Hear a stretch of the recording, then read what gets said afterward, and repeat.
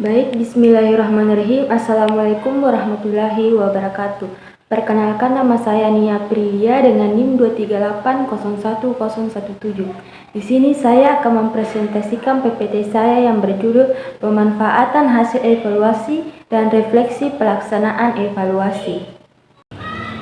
Adapun pembahasan dari PPT saya, yang pertama, apa pengertian evaluasi, yang kedua, apa saja refleksi pelaksanaan evaluasi, yang ketiga, apa saja pemanfaatan hasil evaluasi, yang ketiga, apa saja hambatan dalam pemanfaatan evaluasi. Kemudian slide selanjutnya, pengertian evaluasi.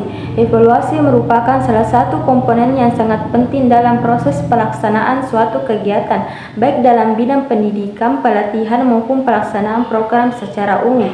Evaluasi tidak hanya mencakup pengukuran hasil akhir saja, tetapi juga mencakup penilaian terhadap proses yang sedang berjalan dan kondisi awal yang mempengaruhi keberhasilan suatu kegiatan evaluasi. Evaluasi dilakukan tidak hanya pada akhir suatu kegiatan, melainkan juga pada saat proses berlangsung, bahkan sebelum kegiatan dimulai. Selanjutnya, refleksi pelaksanaan evaluasi. Refleksi pelaksanaan evaluasi merupakan tahapan yang tidak boleh dilewatkan karena berfungsi sebagai jembatan antara evaluasi yang dilakukan dengan langkah-langkah perbaikan ke depan. Refleksi bukan hanya melihat hasil tetapi memahami proses secara menyeluruh. Melalui refleksi pelaksanaan dapat membangun budaya evaluasi yang lebih bermakna dan tidak sekedar bersifat administratif. Jika refleksi dilakukan secara konsisten dan sistematis, maka evaluasi akan benar-benar menjadi suatu alat pengembang mutu, bukan sekadar rutinitas. Manfaatan hasil evaluasi. Evaluasi tidak akan memiliki nilai yang signifikan apabila hasil tidak dimanfaatkan secara optimal. Hasil evaluasi seharusnya tidak hanya berakhir sebagai laporan tertulis atau dokumentasi yang disimpan tanpa tindak lanjut, melainkan menjadi dasar yang kuat dalam pengambilan keputusan dan perbaikan program atau kegiatan ke depan. Pemanfaatan hasil evaluasi merupakan tahapan yang penting dalam siklus evaluasi karena pada tahap inilah nilai dari proses evaluasi benar-benar terlihat dan berdampak nyata terhadap peningkatan mutu.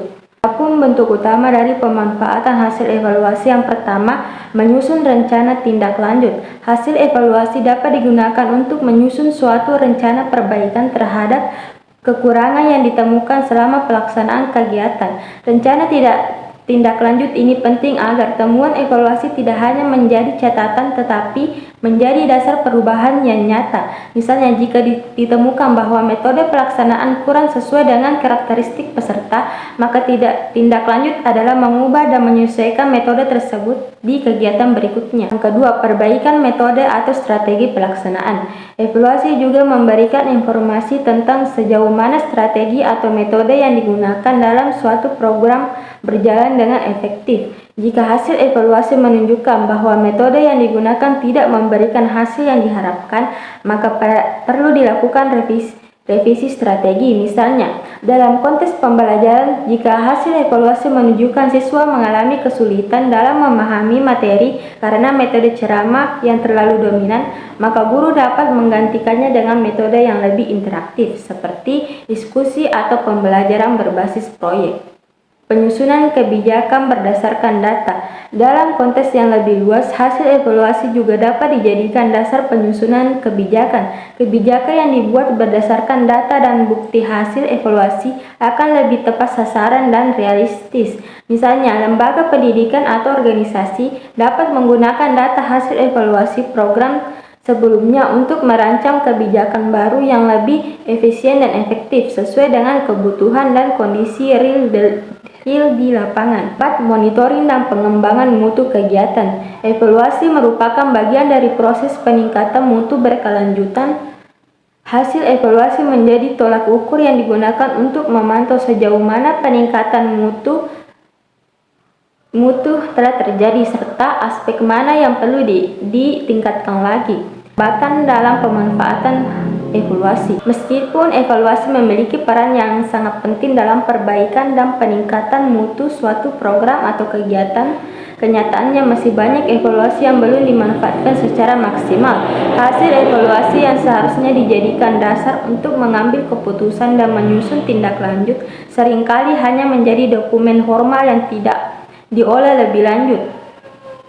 Hambatan umum yang sering dihadapi dalam pemanfaatan hasil evaluasi. Yang pertama, evaluasi hanya bersifat formalitas. Salah satu hambatan terbesar adalah ketika evaluasi dilakukan hanya sekadar memenuhi kewajiban administratif. Evaluasi dijalankan karena merupakan bagian dari prosedur atau tuntunan institusi, bukan karena adanya kesadaran akan pentingnya evaluasi sebagai alat untuk perbaikan. Dalam kondisi seperti ini, proses evaluasi tidak dilakukan secara serius dan mendalam, sehingga hasil yang diperoleh pun kurang relevan dan tidak memiliki dampak terhadap peningkatan mutu. 2. Kurangnya analisis terhadap hasil evaluasi.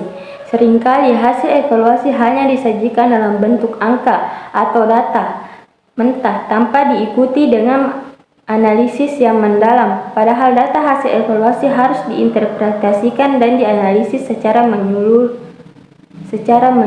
Yang ketiga, tidak dilakukan refleksi bersama tim. Evaluasi yang efektif seharusnya diikuti dengan proses refleksi bersama seluruh tim pelaksanaan. Refleksi ini penting untuk melihat proses secara utuh dari berbagai perspektif serta membangun pemahaman bersama.